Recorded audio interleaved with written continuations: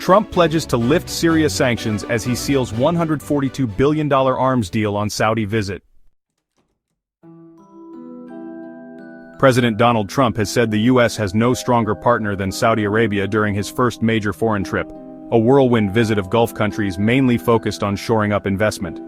Speaking in Riyadh, the U.S. president also pledged to lift all sanctions against Syria, saying it was now time for the country to move forward with a chance at greatness. Day one of the tour saw the U.S. and Saudi Arabia announce a $142 billion arms deal, as well as other investments that the country's crown prince said could eventually be worth $1 trillion. Trump also made Saudi Arabia the first foreign stop during his first term, in 2017. The rest of his trip will include stops in Qatar and the UAE. Trump's arrival in Saudi Arabia on Tuesday was met with a grand reception, including a lavish lavender-colored carpet rolled out to greet him. He had even chosen a purple tie to match it. Riyadh swapped red carpets for lavender in 2021, saying that it was a symbol of the kingdom's desert wildflowers and generosity. Crown Prince Mohammed bin Salman met Trump on the tarmac and provided an honor guard of Arabian horses to accompany his presidential limo. In his remarks at an investment forum, Trump lauded the U.S.-Saudi relationship as more powerful than ever before. "From the moment we started, we've seen wealth that has poured and is pouring into America," he said. Trump is trying to woo foreign investors to the U.S. to boost the American economy, a key focus of his administration in the nearly 4 months of his second term. "I like him too much," Trump said of Saudi Arabia's crown prince and de facto ruler Mohammed bin Salman. "That's why we give so much." The pomp and ceremony was a step up from the muted welcome for former U.S. President Joe Biden, who traveled to the oil-rich kingdom in 2022 to seek their help in lowering petrol prices, fist-bumping the crown prince. That visit came 2 years after he declared Saudi Arabia a pariah state following the 2018 murder of dissident journalist Jamal Khashoggi. Trump flew to the Gulf to strike financial deals and argued in his speech that it is through this kind of commerce and economic development that the Middle East would transcend violence and division. Underscoring his commitment to deal-making, Trump was joined by a number of business leaders including billionaire ally Elon Musk, OpenAI CEO Sam Altman, BlackRock CEO Larry Fink, and NVIDIA CEO Jensen Huang. The high-profile executives are meeting a Saudi Arabia eager to diversify its oil-rich economy by increasing its artificial intelligence capabilities.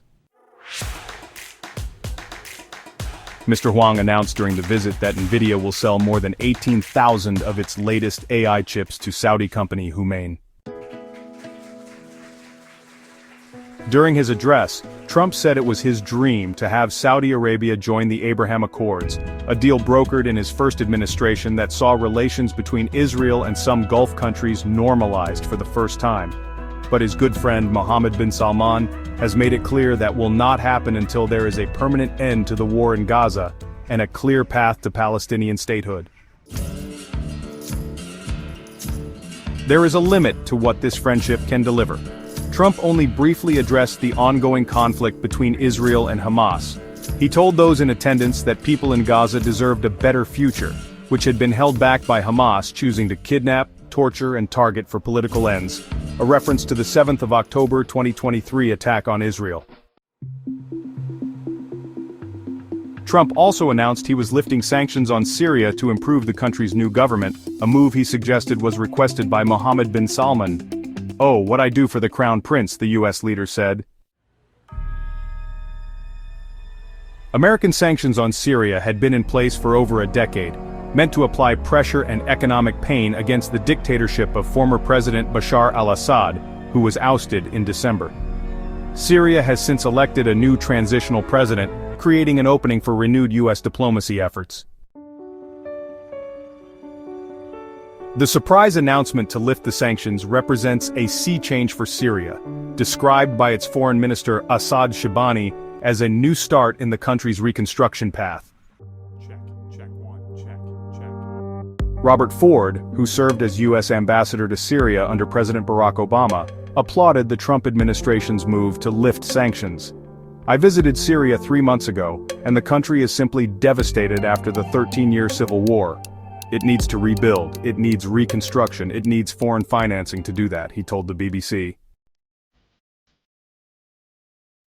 So removing the sanctions, that will enable international capital flows to go into Syria from Gulf states, from other Arab states, and from different aid agencies is absolutely vital. Trump was expected to meet Syria's transitional president, Ahmed al-Sharaa, on Wednesday in Saudi Arabia.